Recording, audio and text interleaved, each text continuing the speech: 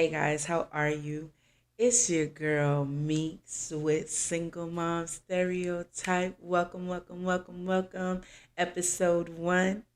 Hi, my name is Meeks and I'm a single mommy. That's like a little remix on Eminem. If you know who he is, then you know. If you don't know, then you should know. But yes, so this is episode 1. I just want to welcome y'all. I'm so excited to just get this started.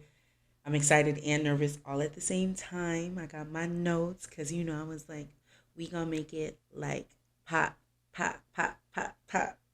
But anyways, again, like I said, this is episode 1 and I definitely wanted to, give y'all a little background as far as who I am and why I felt like this was perfect, a perfect space, and it's definitely gonna be a safe space, a perfect safe space for single moms and everybody else, but definitely single moms because that is who this is geared towards. But I'm a no judgment type person, so everyone is welcome with open arms. Here I am to love you. But yeah, so let me tell you a little bit about myself. All right, I'm cool. I got high energy. I'm definitely always gonna tell you how it is, but with your feelings in mind. Okay, so I'm a real ass, but I have your feelings in mind. So there's that. I just want you to know also, I'm a published author, I'm a go getter, I'm a hairstylist, I'm a consultant, I'm an entrepreneur, and as you can see, I'm an all around baddie. You see what I'm saying? What I'm saying? What I'm saying? And even with all of those like beautiful pieces, there's a bunch of times that I've been knocked down, right? And one of the hardest times for me was when I was in a shelter with the kids. That was crazy being homeless and in a shelter, not being able to like afford rent and food and daycare for kids. Like that was crazy. It was a crazy crazy time. And then most importantly, I'm a single mom of two beautiful children. I have Sanaa, who is 15, and I have Josiah, who is 11. They're the reason that honestly I go so hard. These are like two little people that depend on me for everything. And it's crazy because they have such big personalities. So it's like, even though I love them to death, like there's so many responsibilities, challenges, sacrifices, and joy all wrapped up into one. Like, so sometimes it can be overwhelming, but I love my babies to death and I would do anything for them, honestly. And they both know that. So now that you've met this cool person, with a whole bunch of like baggage, let's get into how I became a single mom. Not once, but twice over. Okay. So we're going to talk about baby daddy 1 and then we'll talk about baby daddy 2. Now, I'm calling them baby daddy because I don't want to put their name on here. I don't want to make them uncomfortable or anything. And of course, I'm not going to bash, but I am going to tell, like, I'm going to tell the real deal, Holyfield. You know what I'm saying? Like, I'll never bash them. And that's just what it is. Like, they are the father of my children. Okay? All right, so baby daddy 1. Let's get into baby daddy 1. And once he hears this, he's going to feel himself a little bit, but whatever. So let me tell y'all. Baby daddy 1 is fun. He fun. He dark chocolate. He look like Idris Elba, right? He West Indian. He's 6'5". He played basketball. And on top of that, he lived in Brooklyn. He was a Brooklyn boy. And if you know Brooklyn boys, they just like a little bit different than everybody else. So if you know, you know. Okay? And I'm gonna tell a little bit about my age at this point because we met on MySpace. Okay, yes, he DM'd me. He got in my DMs on MySpace, and it took a little second because he was kicking some good game, and I was like, oh my god, huh? But like, eventually we linked, and I was like starstruck by him because he was so like he was literally so handsome. Like I ain't gonna hold y'all. Like he's still super handsome. Like I'm just like dang, like he fly, like he fly, like So once we started kicking it, we was kicking it heavy. And it was cool. Like it was always a good time. Like anytime we kicked it, it was always a good time. And I remember one time in particular, we was walking to the train station and he had embraced me from behind and I had felt all special inside and stuff. And he was like, yo, I'm about to go to basic training, you know, and I'm like, ew, like, why you gotta leave? Like, I like you. But I'm not saying that out loud because I'm a gangster. Like, I ain't saying all of that. But he was like, would you wait for me? And I'm like, yes, I would.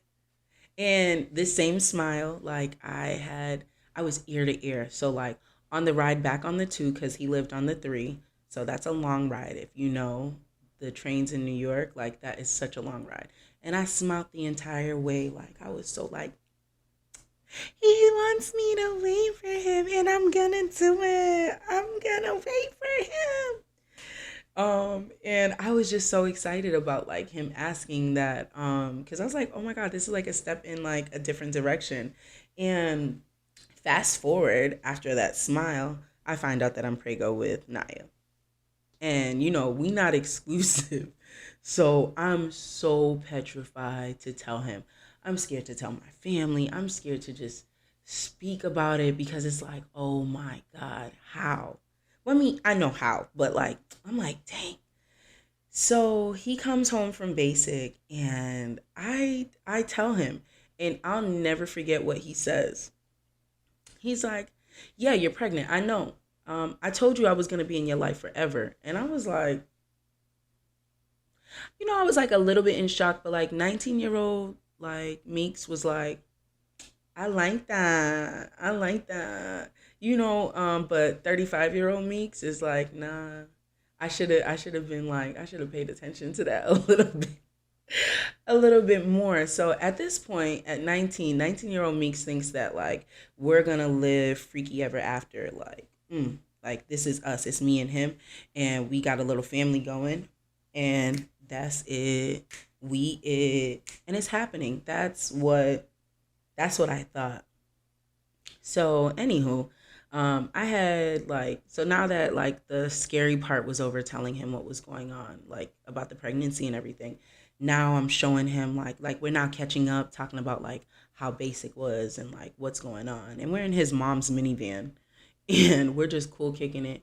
And I'm like over here like, okay, so this is X, Y, and Z, and this is the girl that I want to be our child's godmother. I was mad excited to show him everything, and I thought it was like the greatest night ever, honestly. And before he dropped me off, I asked him before we was leaving, I was like, "Yo, so can I have your ring? Like, can I have your military ring and your dog tags? Like, because now I'm like, oh, we're heading in this direction, so like, I want them, like." And he was like, "Nah, I can't give them to you." And he had this great reason why I can't remember, but he's like, "When I get back, I'm gonna send you some." And yeah, so I was like, "Okay, cool." So like, I didn't think anything of it, but remember that part because this is gonna get super juicy, super fast. Now, mind you, while all of this is going on, I'm in college and I'm working. And back in the day, I was working at an adult store. Okay, yeah, the ones with the toys for adults. Yeah, so I was the best seller in the entire store. So I was out here helping couples get it together, pleasuring, and then single people also helping them get on track too, because you got to take care of yourself if no one else is taking care of you. That's just my motto. So so let's get back on track. Anywho, so I'm on this like love high, but I would essentially call it a lust high because or maybe like a fantasy high because I am fantasizing about like what we can be now. Like cuz it's so like it's like it's everything is vibing. Like I've always gone off of vibes and I'm like this is so cool, and in this time like while he's here, you know, you got to get some because he about to go back to basics. So, now I'm distracted and, away from reality. I'm not talking to anybody. I'm just like all about him for this moment. But then, like, I'm like, yo, I got to catch up with my homegirl. I got to tell her I finally told him. And so I haven't talked to my friend, the girl that I wanted to be the godmother of my child, for like a couple days, maybe like almost a week or so. And I'm like, yo, son, I told him, whoop de whoop, like, yeah, and he's cool with it. Like, I'm so excited, like, we're good, blah blah blah. And so she's all excited like she's super excited for me. I'm excited for me, she's excited for me. And I'm like, yo, because like one thing about me as a friend, and you can ask any of my friends, like, even though like I have stuff going on, I want to know what's going on with you too. So I'm like, yo, why you ain't hit me up? What you been up to? How you been? Like, what's been going on with you and stuff? And she's like, I'm so excited. Like, I'm in love. I think I'm in love. I think I found the one. Yes, this story is going exactly where you think this story is going. Yes, it is. It is. And yes, I'm telling you, like, I don't even like, I think this is probably like the craziest, like, embarrassing, but like so necessary story to tell y'all. Like, it's so embarrassing, but it needs to happen. So here we go. So boom, I'm like, damn, I'm like, yes, like we out here winning. We in college, we killing it. Like, I'm about to be like in love and like we gonna get married. We doing military things. I'm in school, everything's good, and my homegirl is in love. Like, oh my God, like everything is good, everything is great. So she's like, girl, go on my MySpace page so you can see him. I got him all over my page. Now, mind you, at this point, like usually on social media, you're always on social media, but I was so caught up with him that I ain't even been on social media. All I've been doing was homework, school, and him. That's it. Those were the things that I was doing at the time. Yo. And she's like, oh, so side note. So here goes back to the ring. She's like, he gave me his military ring and I met his family. Like, it's perfect. And I'm like, yeah, son, like, what's up? I was like, military? That's crazy. Yo. I was like, they might know each other. Da, da, da. Go on her page. They might know each other. Girl, they are the same person. Yo. I go on this page and I watch this man embrace her at the same train station he was just embracing me at before basic training. Yo, I can't even make this up. Like, I can't even make this up. Like, it was the craziest, shocking thing. And the only thing I could do, right? And be honest with y'all, I laughed. Like, I chuckled. I was like, is this a joke? I was like, are you joking? Do you guys know each other? Like, are you guys friends or something? She's like, what are you talking about? I was like, that's my baby daddy. She immediately gets completely silent on the phone. And like my eyes, I'm still like, and I'm in the house with my whole family who knows I'm pregnant, who knows I just told this man, and I done just told them like a couple days ago, like, ooh, we doing it. And so like, I gotta play like I can't even really show no emotions, but like let's pause right here. Cause like it's crazy. It's crazy. So first of all, so I call him and I'm like, yo, son, like, what you got going on? Like, yo, you da da da da da. Like, this what you doing? I was like, this is what it is. Like you joking? Like you kidding? Like this, all the women in the world. This is who you decide that you need to like smash, right? I was like, you wanted to smash the godmother of your child? Like that's who you wanted? You wanted to smash the godmother of your child, son? Like that's where we at. Like, and this was like, honestly, this was the first time. No, this was the second time. There's another story that I'll tell y'all later on.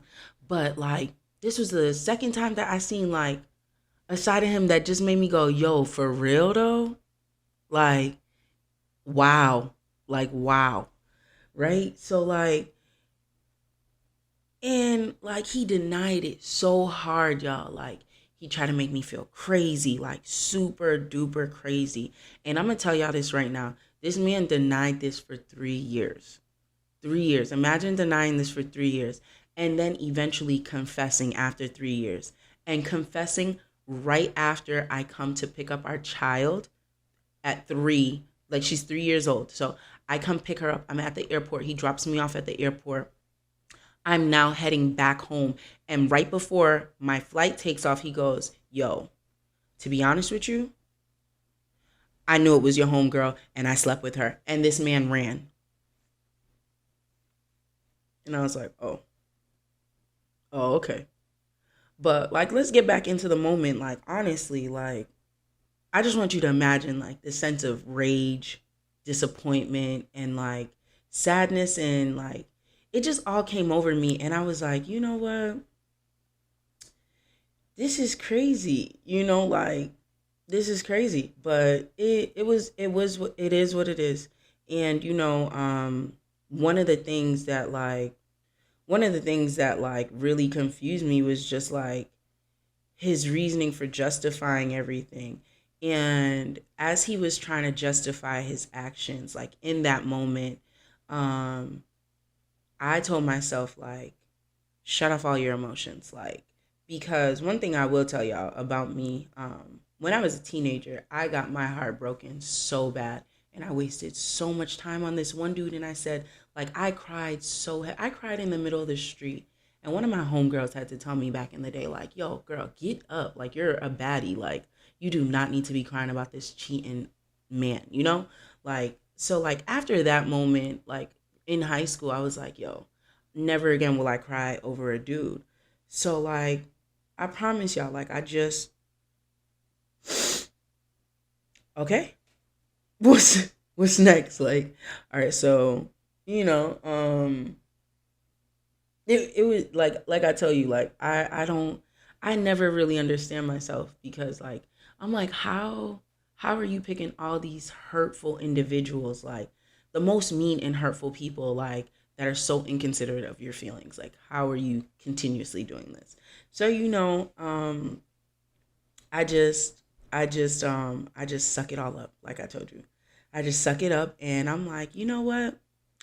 At this point, I know I'm gonna be a single mom. This was like when I knew I was gonna be a single mom. After this conversation, and the other part that's really crazy is that like I lost a really good friend. Like, she was really a dope person. She literally has never, like, after maybe like 4 or 5 conversations, she never spoke to me again because she's just like, yo, honestly, I just feel like if we link, you're gonna beat me up, and I just don't feel like it, you know. And I am who I am, but like, it wasn't. I couldn't blame her, like it wasn't on. I never felt like it was on her. So I wish, like, I don't know. I know that it probably still wouldn't have worked or anything because of like the feelings behind it, but yeah, I just ended up losing like a really dope friend in the same time. Like, really two, because I was like, I can't with this man, like, after this. Um I just didn't think that like baby daddy drama was gonna like start so early. Like, I just I jeez. Like, when I tell you, like, I was not expecting it, like I was not. And I know y'all wasn't expecting that story that I just gave y'all about this situation. So anyways, so months go by, and it's time for the baby shower. So he's back again from training, and at this point I truly don't care. Like, I'm like, he's my baby daddy. I'll get some D from him, call it a day, and that's just what it is. Like, because I am removed from the situation. Like, you tricked me once, like that's it. We're all like, I'm all set with you. So like, you still got that good. So, that's just how, I moved after that. And he definitely didn't like that I was so removed from the situation. And I could tell by the way he carried himself after this. So, anywho, up until this point of the baby shower, I never even met his family. So our first encounter is the baby shower. So how did you see what I'm saying? Like that looks crazy, right? Like the first time I'm meeting your mom and your dad and your sisters is at a baby shower and your family is at a baby shower. This man just told them like literally days before the shower, I got a girl pregnant. And his mother hated me. Like when I say she hated me, you could tell she just was like so disgusted by me. But anyways, moving forward 15 years later, she loves me and I love her. That is my boo thing. Like and she loves her grandchild so very much. She is such an amazing soul. Like she just had to get to know me because how she met me was a stereotype essentially. Hence the show. Hence the show. But yeah, so like yeah, that was it was crazy. And when I met his dad was so cool. Like he was so loving like from the jump like and he will always like his dad will always have a special place in my heart because he just embraced me and my child so heavy like from jump like as soon as he knew like I was pregnant and he met me. So like I it was just it was just so amazing. He was just an amazing, amazing, amazing person. Um, yeah, yeah. I have like a little moment because he passed away, but like I literally, I loved his dad so much. He was just an amazing person, and my daughter loved him too so very much. Um, but yeah. So now, so now after the baby shower, the baby comes, and I tell him the baby's coming, and I'm like, can you be here? And of course, like always, he gives this reason why he couldn't come to the birth, and I'm just like, whatever. But what happens is, I have an amazing family support on 34th Street. My family is so amazing. My aunts, my grandmother, my cousins, they just like huddled around me through this whole pregnancy because they watched everything unfold. As much as I didn't show everything, like they were there for me in ways that no one has ever been. Like even now, like my entire life, they've always been my rock. Like 34th Street is like my happy place. Like in therapy, they always tell you, "What's your safe place? Like your happy place?" It's 34th. Like and they all know it like they are my happy place and they're just a blessing in my eyes like they've always been a rock for me so shout out to my family because I love y'all. um but yeah so so 19 giving birth at 19th is super crazy. And I was like I was I was like beyond myself. But she came out. She was cool. We had like a couple of hiccups. She had to stay in the NICU because she swallowed her poop when she was coming out. And the first person that met her on his side of the family was his dad, and he was like, "This is my granddaughter." Like, he's like, he goes, "She has my nose. I know it's my grandbaby." And I didn't feel any kind of way about it because we wasn't exclusive. Like, so like it comes with the territory of not being exclusive, the reasonable doubts and stuff. Like we weren't officially together, so it's like, how it's yours, and all of that stuff. But uncertainty like really comes in that territory. But his family like embraced me and my child so much in any way that I needed help from them. Especially his dad helped me like winters when like his son was overseas and would not help. Like and if you know anything about the military, they give you a lot, a lot of money, and he would not help me at all. Like, and I was just like barely making it and going to school, and but his dad always had my back. I remember his dad got my daughter her first fur jacket, like It was so amazing, and like it brought tears to my eyes because like I'm like, you're so amazing. Like, how are you so amazing and your son is so mean? Like, I just never understood it. But like it was, he always was there for me. So again, like I really appreciated him. But his son, the only thing my baby daddy ever wanted was control, manipulation, and like to hurt me. And it was weird because like even when I go back to like the first time he met his daughter, like I'm thinking like, okay, so it's our first time. Like I hand him the baby and this man just walks away from me like I'm a stranger. Like, and I'm like, hello. Like it was like it could have been like such a cool moment. Like even though we're not together, like and I know that's like not ideal or whatever because everybody's like, "Oh, y'all should get married." No. But like like I just thought it would be like a cool moment for us to embrace our child together, and that didn't happen. I just took some pictures so that she would always have pictures of her and her dad, like when she was first born, and like I knew in this moment, like the signs of like there was no signs of like co-parenting ever, like, and I will say this, the one thing that's really like cool about him is that like when he wants to be a dad he does such a really good job, like when he wants to.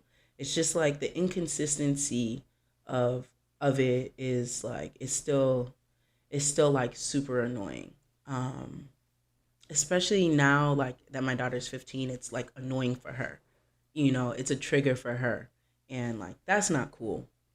But yeah, so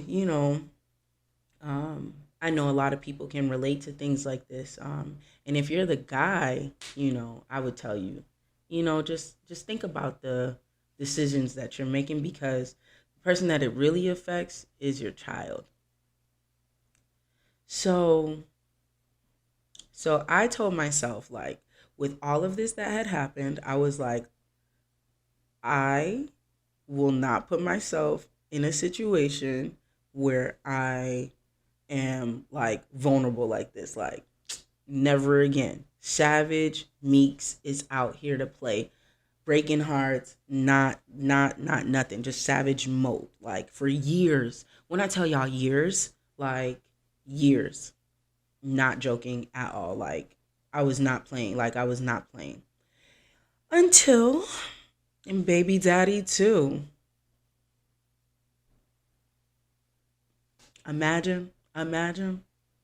Again, girl, again. So this is years later. My kids are 4 years apart, okay? This is years later. And baby daddy two was so different from baby daddy one, and I'll tell you how. Baby daddy two was like he was quiet, he was so artistic, musically like gifted. Um and he was my height, and he was like Little Wayne, right? Slash bad boy. Like his dreads were so long, and I was obsessed with his dreads. Like I was like, oh my gosh, he got this Little Wayne vibe, and that's when Little Wayne was popping. So I'm like, I'm dating Little Wayne. Like I'm dating Little Wayne.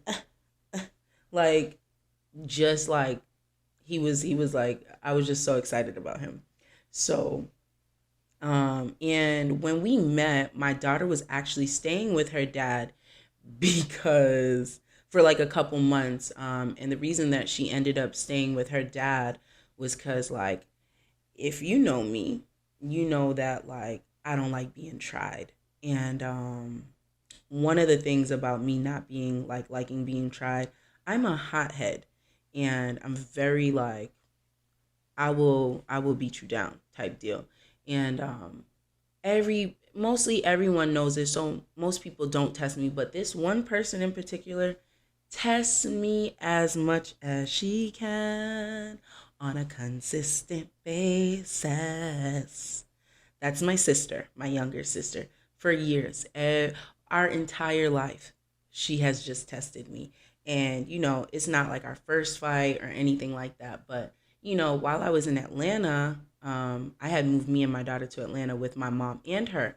And, my family on 34th was like, I don't think that's a good idea. I don't think that you should do that because y'all don't have a good history together. And I was like, you know what? It's going to work this time. Like, it's going to work. It's all right. Like, and it's going to be like beautiful. The scenery's different. I get to get away from New York. I don't want to be near him, in any kind of capacity. I'm just like, I just want a fresh start. So I'm in Atlanta and we ended up getting into it. She, what did she do? My grandmother, the love of my life, got me a computer for college and she threw it on the floor and I lose my mind. Not only did I lose my mind, I lost where I was living. So I had to get an apartment by myself, me and my homegirl. My homegirl was like, yo, let's just get an apartment together, whoop de whoop. So, this is around the time that I meet baby daddy number two. And it was cool. Like, from the moment that we met, we literally never separated. Like, we were always together. So everybody was like, y'all are so in love. Like, this is so crazy. Like, and he was still kind of reserved with his love. Like, I knew he cared for me, but like, it took him a long time to say it, where I was like, we're together. Like, I think that I'm just more of like a open book anyways, and I'm not so closed off. Like now these days, I'm a tad bit closed off. But at this time and age, I was so like happy about life and, moving forward and things that could happen. So like I was just always excited about who we were together. Like, and it was really, really good for us. And by the time that lease was up, we ended up moving into a place together, me, my best friend, the baby, and him. And I was like, oh my God, like, we're going to be together as like a family, and, it was like an adjustment when my daughter came back, like, to like, and she came back after us being together for 6 months. So like, she came back and like, it's now a new dynamic and, we adjusted and things were like looking cool, not the best, but they were cool. And I was essentially officially off the market. No ifs, ands, or buts about it. I was definitely off the market. And the biggest downfall for me with him, and I thought like I can fix him. How many of y'all could, if y'all know. I can fix this. This isn't that big. And you know what's really crazy about what I'm about to tell you? I remember his mom told me that I was going to leave him and I wouldn't stay with him. And I always thought that was so weird and so mean of her to say about him. She goes, but she's like, you're not going to stay with him. I'm telling you now. And I'm just like, dang, like, it was like I had to prove to her, like, no, we're going to be together. She's like, you're not. And, like I told you, the biggest downfall with him was that, like, he had no desire to, like, strive for more. Like, I have always wanted, like, more out of life. Like, I've always wanted more. I've always wanted just more for my family. I want freedom. Like, I want money. Like, I love money. You see what I'm saying? So, like, and I'm going to go get it. It's not like I'm a gold digger or nothing like that, but, like, I love money and I'm going to get it myself. I'm a hustler. I'm a born hustler. Like, that is who I am. So, it was even hard just like telling him, yo, son, like, you should get a job, like, what are you doing? But, as you could guess, I was in love with a broke ass dude, you know?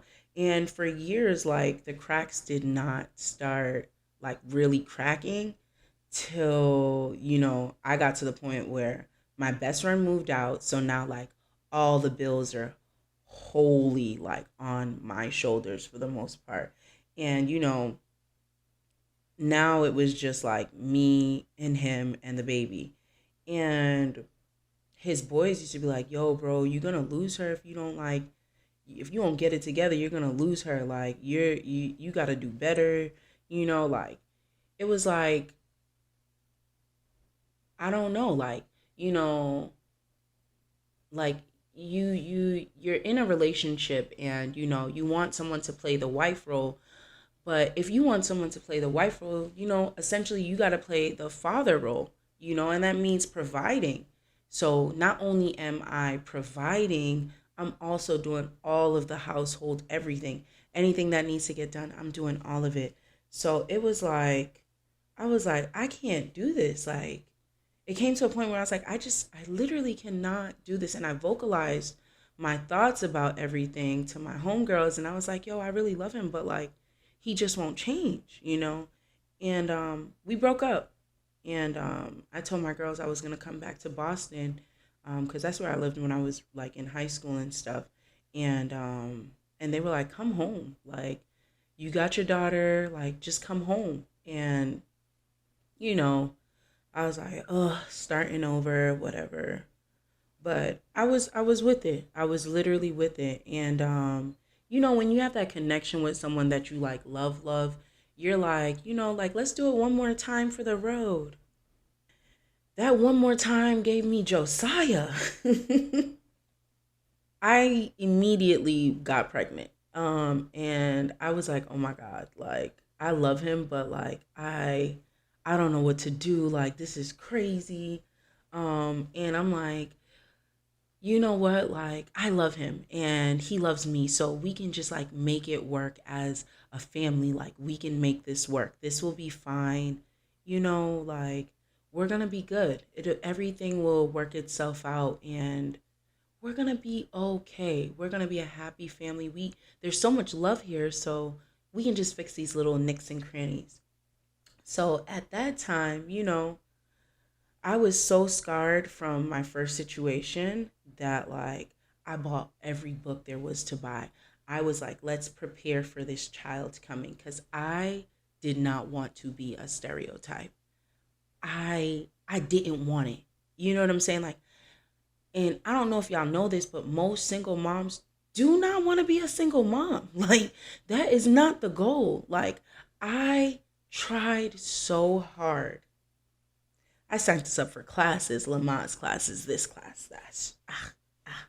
You know, but it was like he had no interest in it at all. And I was just like, it was so frustrating. It was so frustrating to like love this man and him not not like not love what I wanted him to love. Like, I wanted him to love this pregnancy, and like I wanted that like fairy tale pregnancy, the ones that you see on TV and stuff, like, or the ones that like married people have, where there's so much love and like everyone's like happy and we're doing this. And I know that like there's still ups and downs, and it's not like I'm naive and I don't think that like things could happen, but like I wanted the big shebang.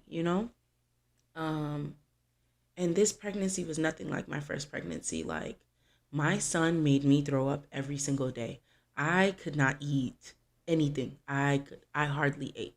I think my regimen was um, spinach and ginger ale was like the two things that I could always keep down.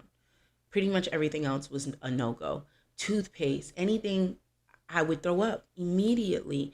And like, there was no help from him. And, I'm still working like heavy, paying all the bills. And he was like working but chilling. Like, now that he was working like a little bit, it was like he don't gotta do nothing else. And I'm like, I'm working too. It's not like you're working and paying all the bills, you know? And I remember I told him off one day so bad. He packed all his stuff and he dipped. And, I was so devastated. This was like early, I think like first trimester. And I was so sad. And we ended up talking, and he came back right before like his, like, it was either right before his birthday or on his birthday. And I was like, things are gonna be different now. hopeful me. And I thought like we were gonna work, work everything out. And I started to notice like the weirdest things about him. Like he would close his laptop immediately when I walked into a room. And I told him, I don't know if you think like I'm dumb. So I'm like 5 months pregnant at this point. I'm like, I don't know if you think I'm dumb or whatever. But like my bro, like let me tell you something right now. Like I am not the one, and I'm not by no means stupid. Like, yes, I was like in love and like foolishly blinded by like a fantasy or fairy tale, but like you're not gonna play me though, like where I can see it in my face and just be like with it, like with the shenanigans. So, so like a week later, we work at the same place, mind you. A week later, he does not log out of his Facebook because now MySpace is Facebook. Years later, and he doesn't log out. So I open up his messages. Why did I open up his messages? Yo, my pregnant ass seen multiple women. I mean, he was talking to so many women. He had linked women when I thought he was at work. And I'm just like, I'm devastated and angry at the same time. I'm so angry. And I told y'all, like, I am a hothead.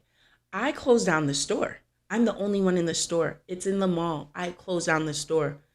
I leave. I don't care about nothing. Like, I literally don't care about nothing. I get to the house, and the first thing I do is like, didn't I tell you I would find out? Wow! Smacked him right in the face. And I have never in my entire life like hit someone, like especially someone like a guy that I'm dating. I've never done that before. But like the hormones and like my emotions were so like taken back by like this because it was like a trigger, and I'm like reminded of like the first situation. So I was like, it was so crazy. And I've never like one thing about me, like I feel really strongly about like domestic violence, because of situations like with my family members and stuff like that. And like I really wasn't with it, but this one time I did it. And the craziest thing that happened next was that I immediately started bleeding, and I almost lost my baby. Like my anger and my like frustration with him and being so upset, like I put such a toll on my body, and I literally almost lost my child. Like even sitting here right now, like it's so hard to even talk about, because like I sat in a hospital, and like when I started bleeding, like I was rushed to the hospital, and I get to the hospital, and they're like, they don't even care that I might be miscarriaging. Like their whole presence and the way that they're like, yo, like if you have a miscarriage, you just have it right there in the lobby, like not even a private room or nothing. So like not only did I just find out this man is like doing all these things, like I might be losing my baby, and like no one cares, and I'm by myself, and my daughter's sitting beside me. And I knew I could never forgive him for this at all. Like, and it was really rough. But I knew like this was something that was like so unforgivable. And this was like the downfall of who we were. Like shortly after that, I closed out our apartment that we had together. And because he was like, I ended up leaving the job, and because of the whole situation. And he just like, he wasn't really trying to make no money. So I was just like, I don't even want to be here no more. And I had to like go back to my family and ask my mom if I could stay there, in her place. And, you know, like even asking her, like, I just realized, like, you're a single mom again. You failed again. Like, look at you. Now you got two kids and you by yourself and you back at your mom's house. And while I was pregnant, my guy only came and saw me twice. And both times I cried because, like, I don't get to have all the things that I wanted. And I cried so hard the second time because the emotions and my hormones were like everywhere. And I remember him telling me, like, this is why I don't come see you. Like, you always crying. Like, who wants to be around that? And I'm just like, B, y'all, like, it hurt so bad to hear the person that, like, I love say that to me. And, I cried every day at my mother's house after that. Um,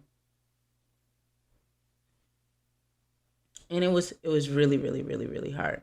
And I would only cry after my daughter was asleep because I was like, I would not let her see me be weak at all. Like, I would not let my daughter see weakness in these moments because I'm going to make it for us. It still had like that little inkling of hope. And I feel like that's how I end up getting back up after being knocked down so hardly, you know.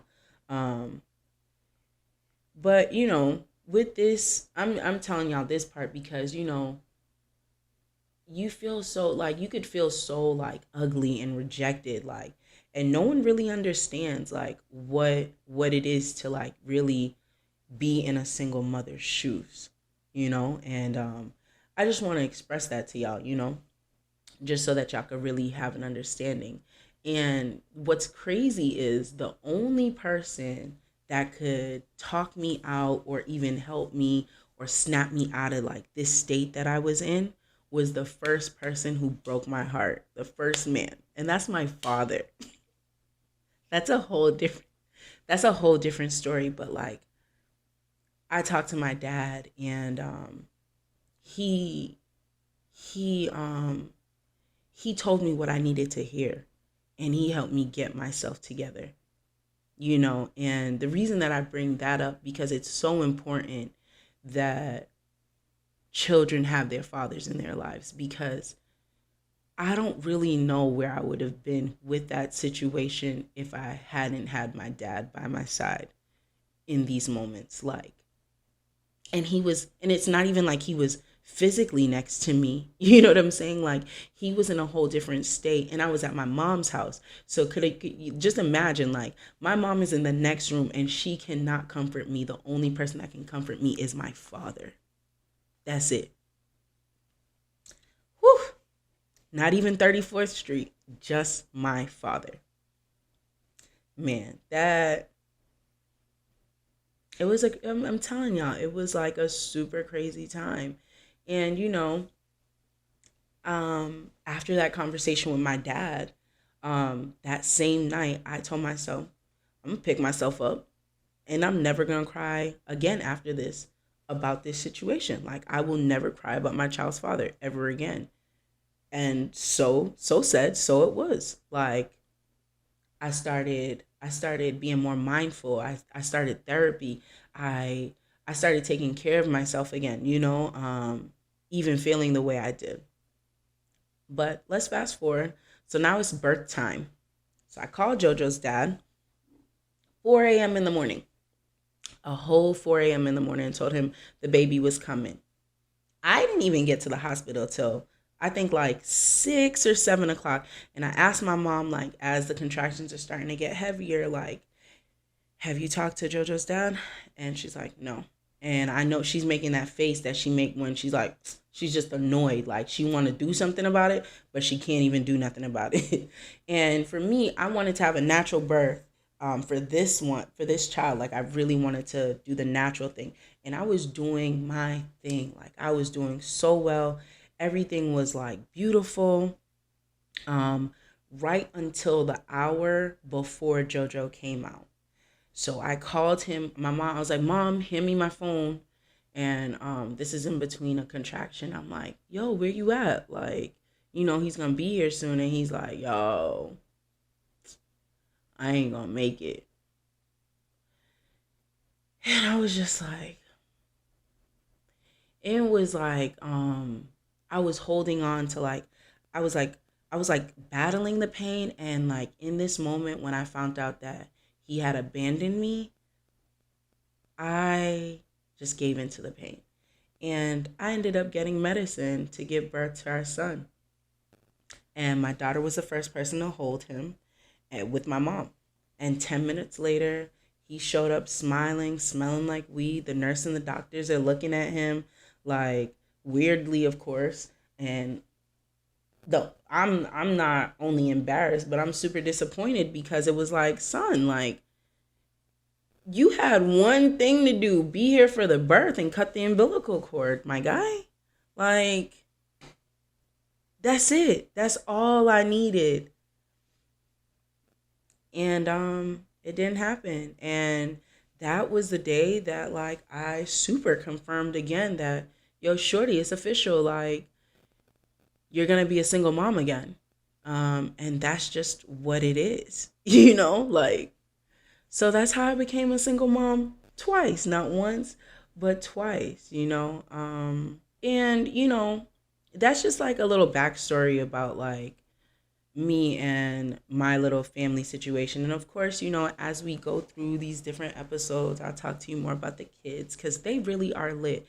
And, I know this story sounds like sad and stuff, but I just wanted to like, give y'all a little perspective about, these kind of stereotypes that people be having for single moms. Because really and truly, like, they so not fair. Like, they don't be fair at all. And I'm not saying every single mom has my situation or any of that, but like, different things happen, marriages break up, and then you become like, so like there's so many different reasons. But there's four things that I'm hoping to like really like gain like with y'all like as we do this together. And mostly it's like the first one is like most of us don't want to just like we don't want to be a single mom. It's not what we that's one. Like that's the first thing. I really want you to understand that like we did not want to be a single mom for the most part. And two, like we want happily ever after vibes too. Like for real. Like. And then three, like the third thing that I definitely want to do with this podcast and like I hope it resonates with people. I hope that it can help others. I'm hoping that it can help the single mom that you know. It can help your sister, your cousin, whoever. Because like these things that happen are crazy, and I just want them to know like, yo, single mom, like you're not alone. You're not a stereotype. And we can get through this. You know what I'm saying? Like we can literally get through this and get on the other side of how everything like really played out. And then four, my fourth one is like probably one that like means so much to me with this whole series, right? And it's like to inspire baby daddies. And I say it like that because, I want to inspire them to be great fathers. I don't want them to be baby daddies. I want them to be great fathers because your children need you so much. And I'm not really sure if people really understand what that really looks like, or like the sadness or disappointment on a child's face. Like my grown self, like when my dad like had to help me. You know what I'm saying? Like even this year my dad has helped me so much. And last year, like that is my like that's my crutch. Like my he puts me in such a place that like brings me joy. And I didn't have it that much growing up because my mom was a single mom too. We'll talk about that too. But like as I got older, past 18 and stuff, like we built a different kind of relationship that like he's like one of my rocks. And I can really depend on him. So,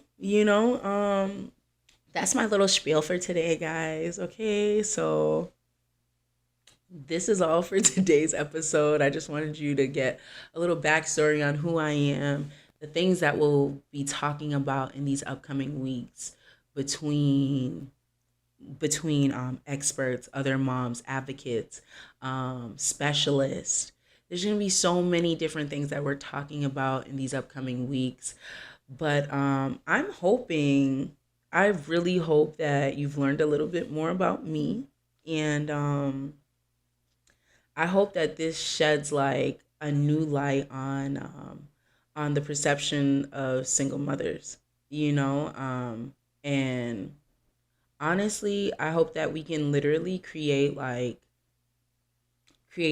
a more like accepted and understanding supportive society around single mothers, you know, and their families, because this is literally what's needed, you know, especially in our community.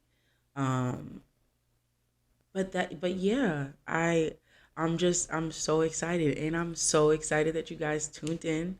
I hope that you watched it all the way through. If you didn't, it's cool. There's gonna be so many more. Um, I would love for you to tell me like feedback, tell me things you want to talk about, what you like, what you didn't like. You know, I like all of that. And, you know, like I told you, I'm not judgmental. So whatever you say is what you say. Like it is what it is. And I hope y'all have an amazing night. Well, day, because this is coming out on Sunday. So every Sunday, at 2 p.m., the a new podcast will be coming out. So the next podcast that will be coming out will be for Valentine's Day. Mm, mm, mm, mm, mm. And I'm gonna be doing street interviews with people, and I've already started, and it's just fantastic. Like the things that people are saying are crazy. Um, but so for next week, the episode will be love, lust, and loneliness. Boom, boom, boom, boom, boom.